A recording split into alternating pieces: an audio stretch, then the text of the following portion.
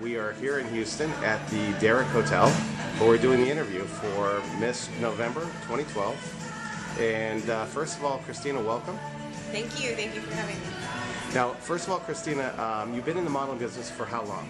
I want to say I started when I was about 16, and then it kind of just went on until I was about 27 is when I really kind of started taking it seriously. I originally had started as an artist, and you know, being an artist is really hard, and you know, let's face it, most of us starve, unfortunately, kind of comes with the territory, but you know, you got to make sacrifices for what you really want in life and what you really love. And I got lucky enough that people like to take my picture, and some people like to use it and pay me for it. So I said, wow, okay, you know, I can get paid to get my picture taken, and I can still have my art, you know. And you know, sometimes it clashes a little bit, you know, you get caught in between both, and you don't really get taken seriously as an artist because you're doing modeling, and models are just like, oh, oblivious to your art. So, but it's, you know, it's been a really interesting ride, and I've gotten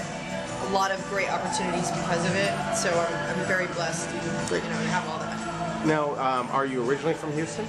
I'm originally from South Padre Island. Some of you people know that as a spring break mecca. I was born and raised there near the beach, and it was a lot of fun growing up there. I mean, there's a lot of things to do and a lot of trouble to get into on spring break. So it's interesting having Mexico 25 minutes away from you.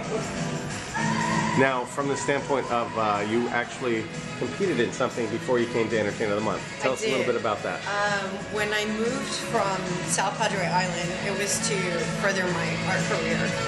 And to be honest with you, I didn't think I was going to be modeling.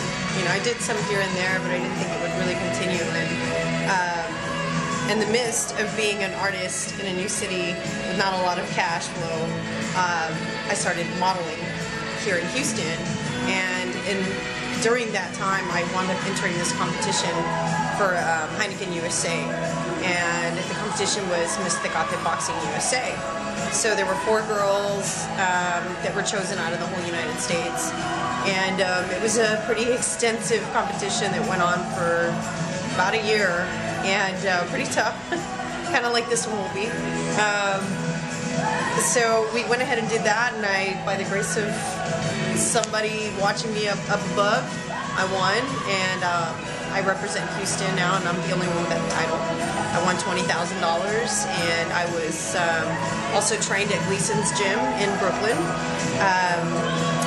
And we all learned how to box, and we made the calendar, and you know, it was just an awesome experience, and my whole hometown was behind me. So, I mean, even if I hadn't won, just knowing that was enough for me, just to know that people were behind me, and I'm just a small town little girl that got this really awesome opportunity, so I'm really grateful for that. So tell us a little bit about your art. What type of art do you do? My art, I started spray painting when I was really young, and you know, I mean, of course I never vandalized anybody's stuff. I was going to say, so you tag when you're younger. Yeah, you know, I did things, you know, on walls that nobody cared about,